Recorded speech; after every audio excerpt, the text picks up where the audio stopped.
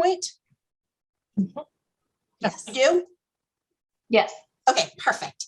All right, so first I'm going to do introductions. I'm Jennifer Steffren. For you that may not know, I am the Chapter Relations Manager, and I've been with NIGP 16 years, over 25 years in actual nonprofit and chapter work. So this has been my world for a long time. We do have 2 chapter ambassadors that represent Area 6, and that is Kara Daniel, who is not able to be with us today in Missouri, and Ginger Line, who is out of Minnesota. The 3 of us really are your first go-to for support for you as chapter leaders, the chapter in general, your membership, or general even NIGP questions. We are the ones that will facilitate all that for you. Another person who will be a contact is Karen Robinson. If you are a chapter that hosts NIGP courses, you already know her name. She is still the one to contact for scheduling those. And when in doubt, we do have our customer care team. First, I want to talk about chapter expectations. And NIGP really does look at our chapters as an extension of the Institute. You are that local face of wherever you are geographically, and that's very important to the Institute. Along with that, we encourage promoting NIGP and NIGP programs. As many of you are aware who have a membership with the Institute, we constantly have new education and new things coming out. So we want to make sure that that gets promoted to your membership, as well as displaying the NIGP logo, your logo on materials, virtual and printed. And we just did a rebranding, which we'll talk about that with our chapters in just a minute. Wonderful. I know probably one of the most important things for you all to work on outside of networking and getting together with your members is certainly providing educational opportunities as a priority. I encourage chapters, we are so early in the year here in February, to plan your year out. We found successful chapters really come from those that think the whole year through. You might not have all the details, but to have that snapshot for your members to know financially, their time out of the office, what their year will look like. And that's really important when you go into membership recruitment, that when they land on your webpage, there is lots of information of what's coming up and things that are happening that they're going to get for those dues that they pay. We also think it's important that you recruit and train new leaders. That is through your board succession planning. Who's going to be here in next year or 2 years when you leave your position, as well as making sure that you have that transitional board meeting. I think that's key to keeping that strong leadership at the top, and not just hand over a book, but actually have a meeting and talk about roles and responsibilities so nothing falls through the cracks. We also think it's important that chapter leaders participate in our leader calls like we're having now, any incentive programs such as our scholarship program, the awards and recognition, and as well as Chapter Academy. All of these things we'll talk about a little bit more. And lastly, there are 2 things that are just downright requirements, and that's required reporting forms to the Institute that we'll go through, as well as your legal responsibilities to turn in things to the IRS. About this time last year, in March of 2021, NIGP did a brand new affiliate, what was then called an affiliation agreement. We spent a lot of time looking at best practices, should chapters be doing in this world, and we put it into a document that is now 2 sections. Before, our chapter affiliation agreements were old, they weren't consistent amongst the chapters, so we thought it was important to put into one concise document. The first part of that was the Guiding Principles Alliance, and that's just the intent of the partnership and that framework within NIGP and the chapters. The other piece is the operating framework, and this focuses directly on the activities. I consider that the nuts and bolts, the accountability responsibilities of both the Institute and the chapter, such as posting courses, required forms, things like that. So within that document, while it may have seemed overwhelming and much larger than the old one, most of the content was truly the same. We just expanded on it, went into a lot more detail for chapters to understand really the purpose of why these things are in place. But there are a couple things that were new and stood out, and I'm going to kind of go over those with you and tell you where we are. It all started from the governing board down in strategic planning and really taking a focus on the next 3 years on our chapters. and our relationship with our chapters. And we thought best way to do that was to start with a needs assessment. Many of you probably got the survey over the last month, had one-on-one calls with our third party, and that is just wrapped up last week. And this is going to be for us to really see how you all place value on your chapters, the Institute, and those gaps in which we need to pay attention to and focus our time on, that we can help support the chapters, the leadership, as well as the membership. So that's going to be an ongoing process over the next year. The second piece was incorporation. We found through the research and doing the new document that it was standard practice for nonprofits and their chapters to be incorporated, and we found that the majority of our chapters were not. So we set aside money for us to pay to get our chapters incorporated. And again, this is great to have for correct assets, debts, obligations to not only the chapter, but the Institute as well. So that is ongoing and in process as we speak. You'll be hearing from me to talk about if you are, to get documents, or to actually get you set up. The next item was a 3-year meetup with each of the chapters and the chapter ambassadors individually to set up some long-term goals and strategies for the chapters. And we decided to roll that into Chapter Academy, which looks a little bit different this year. And what we're starting with through the Academy is something we're calling a chapter dashboard. It's a health check, if you will. It allows you to answer some questions and rate where you think your chapter is in different sections. And then what we're going to do is take those dashboards, and as myself and the ambassadors, we're going to work one-on-one with chapters on those areas that you may need help, whether that's setting you up with a mentor chapter, offering other resources, and really doing some one-on-one instead of kind of we hear or in this call and we talk about the things that we're struggling with, but we really wanted to key it in on individual chapters. And the last thing was chapter branding, and that was incorporating the NIGP logo into incorporating your logo with NIGP's name or tagline. So I just wanted to show you a few here. This was a great opportunity for many chapters to actually completely rebrand. Arizona and East Tennessee created brand new logos. Maryland and New Mexico kept their old ones, but it shows the variations of all the things that we offered and the way this worked out. Chapters have been very excited about this and kind of refreshing their look, and we are in the tail end of finishing that process. Any questions about the affiliation agreement and any items within it? Okay, next I want to talk about chapter visits, and we broke this down into 2 different sections this time. The first I'm going to talk about chapter ambassadors. Again, that was Kara and Ginger in your area. And before COVID and when we were all traveling meet face-to-face, chapters were able to get an official visit from their ambassador every other year. Well, in the last 2 years with COVID and everybody meeting virtually, we really opened that up that ambassadors could pop into any meeting or conference or board meeting. It didn't have to wait every other year. So we've now opened that up. I know there are some chapters starting to meet face-to-face, and so we're doing a little bit of both. If you'd like us to come in person, we can, or we can do virtual. As you can see, there's lots of things ambassadors can come to your chapter to talk about. There's presentations on member benefits, education, certification. Ambassadors participate in sessions or roundtables or have a booth or even do pop-ins, which is nice if you want somebody to pop into your board meeting or a membership meeting for 5 minutes and just give you a quick update on here's what NIGP is working with. The process is the same. You still fill out the chapter visit request form and then select what you would like. And again, I think it's really important with NIGP churning out a lot of new stuff is that we get in front of your membership and your board to talk about the things and things that are changing and the new offerings that we have. The second piece of the visit program that we extended this year, and that opened it up to staff. So it could be any of our NIGP staff on content such as pathways or certification. Rick is now starting to do some face-to-face, but he's done some welcome videos as well as state of the profession. We've gotten a lot of positive feedback about the business council presenting with practitioners in your area.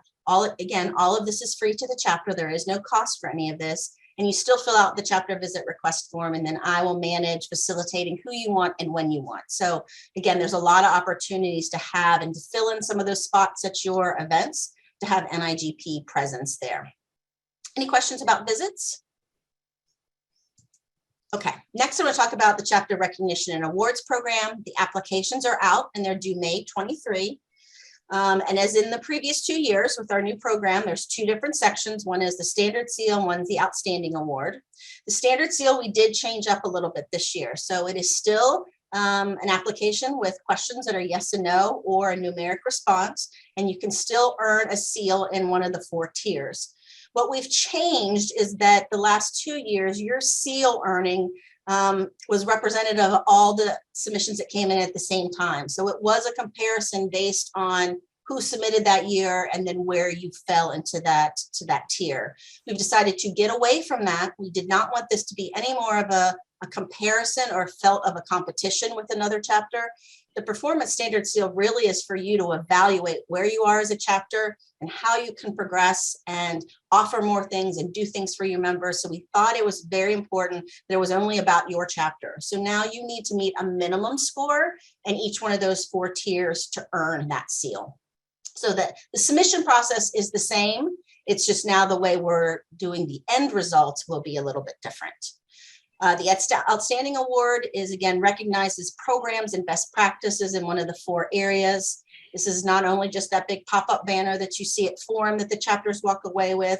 These really are best practices that get put into our online resource library. So if you've submitted an Outstanding Award the last 2 years, your submissions have now been incorporated into the appropriate places within that library. And we really want to keep building that.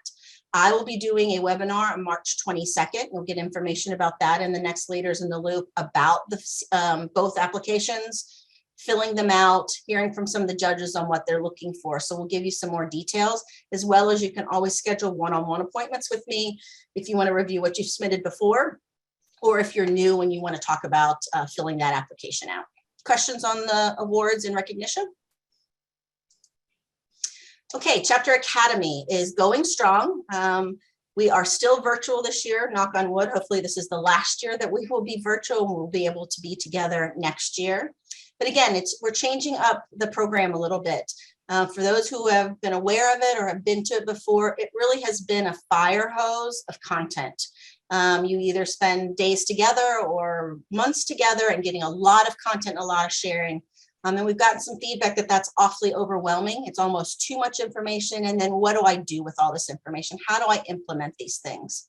So with that creation of that dashboard that each of the chapters will take together, as even if you have multiple people at the Academy, we're then going to do targeted session on the 4 pillars we think are part of a thriving chapter. And then you will work in small groups to actually pick an area in which that you need to work on and work on a plan or a goal that will check in throughout the year. And hopefully what we'll see is that, hey, I'm having problem growing my membership, and I'm going to work this year on a plan, and this is how we're going to put it together. And hopefully when we meet at the end of the year, you've been successful in that. You've actually been able to implement it. So we're really excited to change it up and to have it a little bit more action oriented than just a ton of information. We are allowing up to 3 chapter leaders this year. So if you have not registered, you have till March 1st. So make sure you get in that. We already have, I believe it's about 85 people registered. So we'll have well over 100 chapter leaders for you to engage with. So make sure to get people registered for that. Questions about Academy? Okay, just real quickly about hosting an NIGP course. If you're not familiar with it, there is an entire landing page in the resource guide that has this step-by-step process to how to go about hosting a course. We will be conducting a webinar on this in early March for the Pro-D chairs and presidents about anything that's changed, the new content we have, virtual versus in-person, as well as this little last item here on the slide, and that's about requesting chapters to go for direct deposit. As treasurers and officers and email, mailing addresses change, we're finding we're getting to issues with mailing checks, and we want to ensure that you are getting your money. As one of the benefits of hosting that course is that rebate check. So we are talking about doing direct deposit so we can automatically put that money into your account without having the issues of sending checks. People have to sign them, authorize them, deposit them. So we're trying to make that process a little bit easier, and we'll talk all through that during that Zoom call. The next piece I'm going to cover here again is our online resource library. I mentioned it earlier. I want to go real quickly through the sections, what you're going to find in them, and some new areas that we've added over this last year. A couple things I want you to think about as we talk about this, but more importantly, as you go through or go online to these documents. If there's something in here that you are wanting and not finding, let me know. That's something that I will start seeking out information that we can populate. Two is if you're looking through here and you land on strategic planning and you have a strategic plan, but it's not posted, send it to me. This is the way that we can keep adding documentation to here. I completely believe in not starting from scratch. If you're thinking about it, another chapter's thought about it or actually already has done it. So this is that area that you can go to look for that. And the more that we can get it populated with documents, the better. So this first section is on governance. This is where you're going to find all your volunteer position descriptions, chapter bylaws, which I encourage you to look at if you're trying to review or evaluate those, see what other people have. You're also going to see your policy manuals and strategic planning in this area. Next, we have legal, taxes, and insurance. One of the most important parts in here is chapter insurance, and that's reminding you all that we do offer free general liability to our chapters. Most venues or locations accept that certificate. If a venue wants their name to be listed, we can certainly add them. It's still free of charge, but it takes about 3 to 5 days. There's other information about directors and officers insurance and event insurance. If you're interested in those, that's something the chapter would need to purchase or look at on their own. It talks about your legal duties as a board. There is a legal and tax webinar. You will think it's old, it's 2018, but in the legal world in IRS and nonprofit, they move very slowly and all of that content is absolutely still relevant and correct today. It has not changed. So I encourage new boards to look at that. As well, you're going to find all your 990 links to the IRS. And if you find yourself with a legal question, not sure what to do, we certainly can work with our legal counsel on any questions that you may have. Financial management, you're going to have your chapter banking, kind of one-on-one debit card procedures, the record retention schedules in there. We get a lot of questions about that. That does follow NIGPs. Internal financial controls. I encourage all chapters and treasurers to print this off and see if you can check these. This is a good checks and balances to see if you have your chapter finances set up correctly, such as 2 signatures on a check, whether you're getting multiple bank statements, something really good to look at. And new in this section is we actually have treasurer position descriptions and procedures. We have several chapters that, I shouldn't say that. I say a lot of our chapters, that treasurer position can stay there for multiple years. A lot of that stuff is the same thing happening at certain times of the month. So they actually, some of them have done a procedure month by month for a treasurer, which I think is really great to pass down to know when you need to submit and file certain things that stay pretty stagnant within the chapter. The next section is membership. We'll find brochures, new member packets. You'll find a ton of scholarship programs the chapters have out there, from their applications to how they do the scoring or points. Student memberships, mentoring programs, recognizing members. This is a really beefy section of the section of the resource guide. I also want to remind everybody that if you're doing a membership recruitment campaign, to always ask for a listing of NIGP members in your state. You will be surprised how many people may belong to the Institute, but not the chapter. And that's some great low-hanging fruit when you're trying to grow your membership. We have a section on events and conferences. We have a new section in here on sponsorships and the tiers and the levels. That's an area that I always like to beef up. A lot of chapters ask about, I don't know what to give for sponsorships. How much should I be charging? So if you have information on that, I'd love to have more of it. Planning a reverse trade show. We added a new section on virtual events. A lot of chapters now talking these last couple of days to other areas on this hybrid and kind of having a foot in both world and the technology needed for that. We added a section on golf tournaments. Some chapters wanted to make sure that they were safe, so they started thinking about outside events, and certainly golf will fit into that. And then we have marketing, which has social media, so chapters that are involved in legislation and how they do that. Procurement Month, which we're getting ready to celebrate here, and we'll put proclamations and things like that there. And we also have the chapter marketing toolkit, where this is NIGP's logo that you can download and use, but also has content on pathways and certification that I like to call plug and chug. If you want to pop it into your newsletter, into a social media post, the images and text are already there that you can just drop in. The last section is chapter connections. And under this section, you'll find chapter newsletters. They have made a comeback in the last couple of years. So if you have a newsletter and you have not shared it with us, or you don't see it there, please send it to me. I also encourage you to look at other chapter newsletters. This is a great way to see how other chapters are recognizing their members, the subject matters they're talking about. Certainly gives you some ideas to take away. We also post upcoming chapter events. This is not your NIGP courses or your monthly meetings or your roundtable sessions. These really are your large conferences and specifically tied to something with vendors or a trade show. We have a section, chapter updates to share, that's empty right now. This is where we'd like you to help us populate updates and things that are happening within the chapter, whether it's flyers, photos, your first face-to-face in person in 2 years, stuff like that that's exciting to share. And we also post Leaders in the Loop. Now that we're sending that out in the new format, I'd like to be able to collect those so you can go back to past Leaders in the Loop if you missed any of them.